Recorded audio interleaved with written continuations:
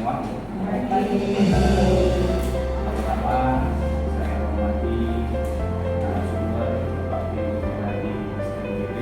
Beliau ini adalah dosen dari Universitas PGRI Pontianak dan sekaligus juga teman. Ya, dia juga pernah jadi dosen saya dulu waktu di masih SKP saya ya. Saya juga waktu itu saya masih di bawah. Beliau ini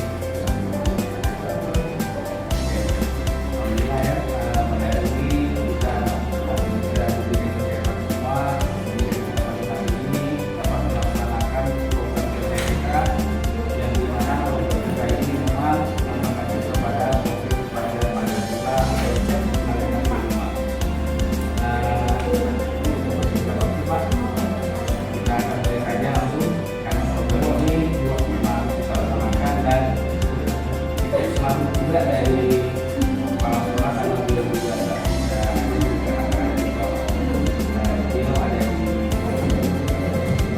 oleh penguatan profil pelajar Pancasila P5 ini dalam struktur kurikulum merdeka. Dan bagaimana menerapkan P5 ini dalam pembelajaran, baik itu di intrakurikuler, ekstrakurikuler, dan kokurikuler. Kemudian dimensi. Nah, di sini dalam istilah P5 ini ada namanya dimensi-dimensi karakter yang harus dimiliki oleh pelajar P5 ini. Kemudian urgensi yang pertama yaitu kenapa sih penting ya, karena sebagai bintang penuntun pembelajaran siswa ya. Jadi menjadi penuntun arah kebijakan-kebijakan pendidikan di tingkat nasional yaitu kementerian, tingkat daerah yaitu Pemda, Pemprov, Pemkot ya, dan kebijakan-kebijakan apa yang akan diambil oleh pihak sekolah terkait dengan pendidik yaitu guru dalam membangun karakter serta kompetensi anak-anak Indonesia di ruang belajar.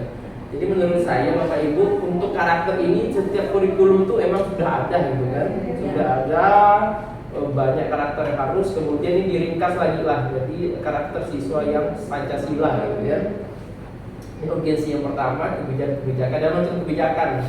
Kemudian urgensi yang keduanya, nah terkait dengan bagaimana posisinya P5 ini dengan kurikulum ya. Nah, nasional di bawahnya itu ada irisannya dengan. Jadi tujuan pendidikan nasional itu akan berhasil apabila siswanya itu memiliki P5 itu tentang profil pelajar Pancasila. Jadi pendidikan itu berhasil apabila siswanya sudah melaksanakan dalam kehidupan sehari P5 tersebut gitu kan. Dari kisah dari standar kompetensi SKL. Jadi elaborasi tadi dari tujuan dan profil pelajar Pancasila diturunkan dalam bentuk SKL, ya, standar kompetensi lulusan. Kemudian di situ ada di proses standar isi, proses standar penilaian, assessment gitu kan, dan sampai ke capaian pembelajaran. Jadi inilah posisi dalam struktur kurikulum. Jadi tidak hanya sebagai pengalaman belajar, tapi dalam struktur kurikulum itu juga ada. Jadi selain dulu kan kita namanya istilah RPP ya, nama pembelajaran gitu kan. Sekarang namanya modul ajar gitu ya, modul ajar lah gitu ya. Berubah lagi, jadi guru harus mampu beradaptasi gitu ya, adaptasi terkait dengan perubahan-perubahan yang terjadi gitu kan. Jadi agak kerepotan juga gitu kan. Banyaknya administrasi yang harus dilaksanakan oleh guru-guru selain guru bicara ya. Nah, ini berubah lagi formatnya gitu. Nah ini yang kenapa ya P5 itu muncul. Kemudian alasan ketiga urgensinya mengapa P5 ini muncul, karena sebagai rumusan karakter di kompetensi apa yang satu ini banyak ya. Jadi teknologi belum bisa, tapi tidak tahu ke depannya ya. Berbahaya kalau sampai AI itu udah memiliki kesadaran manusia, yang jangan sampai terjadi. Kalau AI itu udah memiliki kecerdasan hati manusia, ya udah, jadi siap-siap saja kayak film-film yang masa depan tuh kan, robot-robot akan menguasai dunia. Iya, AI ini masih dalam tahap kecerdasan otak saja, jangan sampai hati juga bisa dikendalikan oleh AI ya.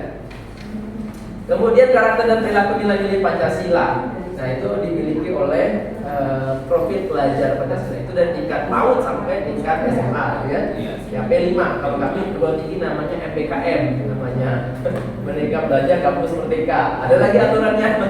Karena kayak kemarin kan Kemendikbudristek itu kan gabung join antara pendidikan dasar menengah dengan pendidikan tinggi. Nah sekarang udah dipisah nih juga Kemendikbudristek sendiri, kemudian Kemdikbudristek gitu kan, nah, pendidikan dasar menengah itu sendiri. Kementerian Kebudayaan beda lagi. Jadi di satu fase A fase B itu tidak ada masuk bongkar-bongkar kitab suci ya. Kalau di kelas 5 6 ini udah diutarakan dalam kitab suci agamanya masing-masing dan menghubungkan kualitas positif Tuhan dengan sikap pribadinya serta meyakini firman Tuhan ya. Meyakini. Jadi tidak hanya menerangkan tapi meyakini. Nah, sampailah ke fase D dan fase E. Nah, kemudian memahami tadi kan mengenal Tuhannya. Kemudian poin sub elemen yang bawahnya itu memahami agama dan kepercayaannya. Agama atau kepercayaannya. Nah, di PAUD ini batasnya aturannya adalah mengenali simbol-simbol dan ekspresi keagamaan yang konkret. Yang simbol-simbol itu di PAUD. Namun di fase SD itu A, B, C, D itu bukan hanya itu. Ya, di usia di kelas 1 dan kelas 2 itu untuk sub elemen pemahaman agamanya, beasiswa itu dituntut untuk mengenal unsur-unsur utama agama, mengenal unsur-unsur utama agama, kepercayaan, ya ajaran-ajarannya, ritualnya, kitab sucinya. Nah, itu dia mengenal ya. Kalau di PAUD kan hanya mengenal simbol. Nah, kalau Islam kayak gini, kalau yang Protestan seperti ini, kalau Katolik seperti ini, Hindu, Buddha dan Konghucu. Jadi tahu simbol-simbol. Oh, ketemu simbol ini pasti tahu ini agamanya apa. Itu tingkat PAUD. Tapi kalau tingkat SD kelas 1, kelas 2 itu bukan hanya simbolnya saja, tapi harus mengenal kitab sucinya. Nah, kemudian di kelas 3 4, itu naik lagi tuh. Ya, mengenal unsur-unsur utama agamanya, simbol-simbolnya dia sama, kepercayaannya, unsur-unsurnya seperti ini Bapak Ibu. Jadi ada rambu-rambunya itu. Sampai mana sih batas karakter siswa mengenal agamanya, mengenal Tuhannya, ya. Jadi jangan sampai siswa SD ini batasnya fase E, Bapak Ibu menekankan siswa ke SD. Nah, jadi ada rambu-rambunya. Jadi fase SMA seperti apa, SMP dan SD ada jenjangnya gitu kan. Kemudian itu dimensi yang pertama, kemudian dimensi yang kedua ya, yaitu terkait dengan kebinekaan global. Ini untuk mencari, menggali itu siswa ini potensinya di mana gitu kan. Nah, apakah di dasar numeriknya, dia senang dengan angka-angka gitu kan. Nah, ada siswa yang senang tata bahasanya, siswa senang dari musiknya gitu kan. Ada siswa yang senang dengan spiritualnya gitu kan. Nah, di situ potensi peran guru ya, orang tua di situ ya. Kemudian ini dimensi kemandirian ya. Jangan sampai salah kapan Bapak Ibu. Fase E Bapak Ibu ajarkan ke fase A gitu kan. Kaget siswanya. Paman gitu kan. Pada saat laporannya 5-nya bingung lah asesornya gitu kan dia kan. Wah, kalau siswa anak SD diajarkan fase E gitu kan langsung fase bingung ya gitu kan. Ini salah kamar Bapak Ibu gitu kan. Siswanya kaget luar biasa pasti gitu kan. Karena untuk meramu kayak gini ini ada unsur psikolog yang muncul di sini gitu kan. Jadi anak dengan umurnya. Kemudian kritis. Nah, secanggih sekarang ini informasi mudah masuk ke siswa. Gampang nih informasi masuk. Dan situlah kemampuan bernalar kritis siswa dibangun gitu ya. Jadi pelajar yang bernalar kritis itu mampu secara objektif bukan subjektif, objektif memproses informasi yang bersifat kualitatif maupun kuantitatif, membangun keterkaitan antara berbagai informasi, mampu mengaitkannya, mampu menganalisis informasi, mampu mengevaluasi dan menyimpulkannya. Nah, di sini ada 3 elemen kunci Bapak Ibu sekalian, itu mampu memperoleh serta memproses. Jadi mampu memperoleh informasi dan gagasannya. Yang kedua, dianalisis dan diproses, dianalisis dan evaluasi gagasannya, kemudian merefleksi dan mengevaluasi. Contohnya, maraknya berita hoax, berita bohong lah gitu kan. Kan sekarang sudah ada peraturannya gitu kan.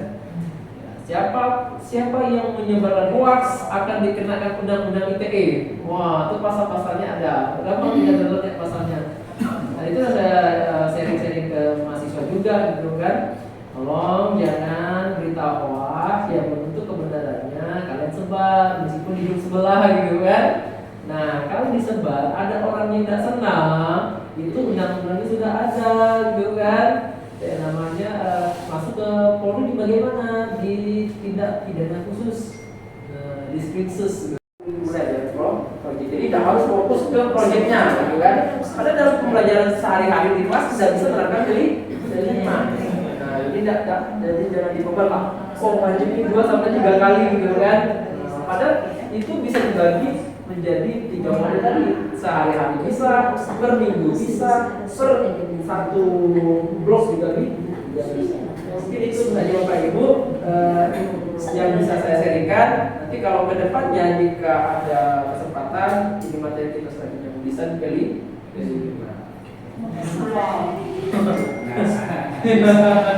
Ya ini ada Bapak Ibu ya.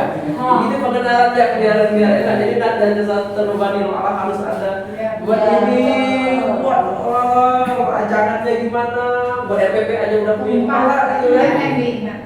Ya, mungkin karena ini kali Pak dari awal itu kan sudah terminset di sekolah-sekolah itu bahwa kita P5 itu kan harus menampilkan yang wah gitu. Nah, pengalaman kami tahun pertama di sekolah di sekolah saya dulu itu, kami kan harus P5 itu memang wow. Ada layarnya, ada apa namanya stand, buat stand dipamerkan, nanti ada aksinya anak-anak buat pensi dan sebagainya. Itu membutuhkan biaya yang sangat besar itu. Nah, maka terminset di memori kita itu bahwa P5 itu harus wow gitu. Padahal ada sederhana, tidak harus diwah. Jadi kita fokus ke akhir tuh, tapi fokus pada prosesnya. Ya, tidak usah gampang misalnya di sekolah ini, tidak usah siapkan meja aja, meja di kelas kayak ini, tidak usah lagi ada ruangan ini.